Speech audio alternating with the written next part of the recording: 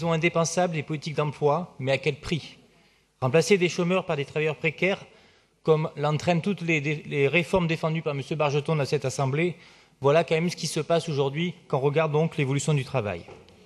Il est loin le temps où la référence était Hannah Arendt, dans la condition de l'homme moderne, dissocier le phonème, le travail aliénant, de la poésie, le travail créateur. Ou encore André Gorz qui dissociait le travail hétéronome du travail autonome. Le discours sur l'injonction au travail a fait son effet. Chacun a le devoir d'aller travailler et celles et ceux qui ne travaillent pas sont encore et toujours taxés de fainéantise et de mauvaise volonté. Et est-ce que vous pouvez vous taire, s'il vous plaît, monsieur et madame qui sont à ma gauche? S'il vous plaît. S'il vous plaît, on laisse les orateurs. Surtout avec votre bilan. Ali. Cependant, Paris a une politique différente de celle du workfare du gouvernement. Il est reconnu que certains connaissent des difficultés d'adaptation. Pour eux, une prise en charge de type social peut se mettre en place. On appelle cela les politiques de l'emploi dites passives, telles les allocations chômage par rapport à celles dites actives qui sont énumérées dans cette communication. Association Ensemble Paris Emploi et Compétences, Mission locale de Paris, les points Paris Emploi, le plan parisien d'insertion pour l'emploi ou encore l'école de deuxième chance, la formation Paris Code, celle de Paris Fabrique.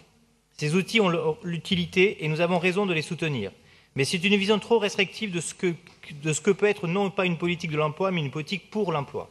Cela a été évoqué, nous avons investi sur cette mandature avec un objectif de 11 milliards d'euros d'ici 2020.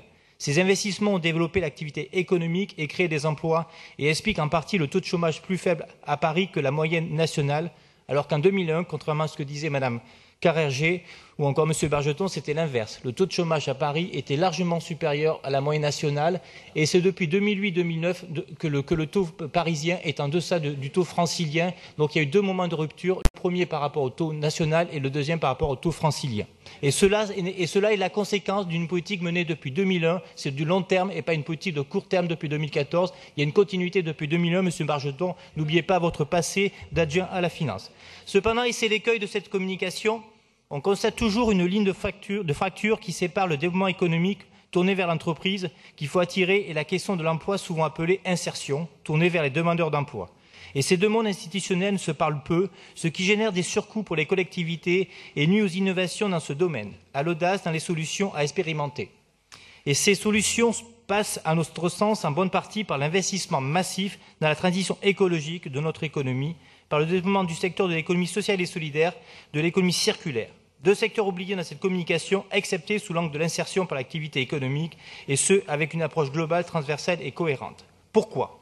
Parce que nous vivons des mutations technologiques et économiques et qu'à moyen terme, il nous faudra choisir entre subir des politiques qui accompagnent la destruction des emplois et qui peinent à en créer suffisamment en scrutant le niveau de croissance ou penser la création d'emplois et le maintien d'activité dans un monde sans croissance économique.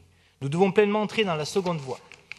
En soutenant le déploiement des formations aux métiers de la transition écologique et solidaire, en soutenant le secteur associatif engagé dans l'innovation sociale et la transition écologique, en soutenant les investissements des entreprises visant à la transformation écologique de leur process de productivité, en s'engageant dans une politique d'aménagement du territoire qui favorise l'égalité d'accès aux formations, à l'activité, aux emplois, en accélérant l'émergence de nouvelles activités économiques à potentiel d'emploi dans nos territoires via les marchés publics réservés par des fabriques à l'initiative des incubateurs, en jouant un rôle pour maintenir les compétences et les savoir-faire locaux par l'aide au regroupement en cas de difficultés économiques, de structure, par l'accompagnement stratégique à la reprise des entreprises. Donc c'est une politique globale.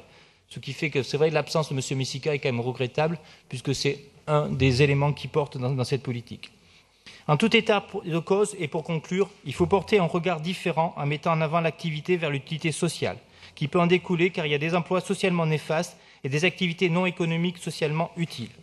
Pour terminer, puisque le vœu de Mme Danielle Simonet concernant New Look est rattaché à cette communication, je dirais que le repreneur du New Look doit s'engager aussi sur un mode de production non prédateur des écosystèmes, car c'est malheureusement trop le cas dans les métiers du textile.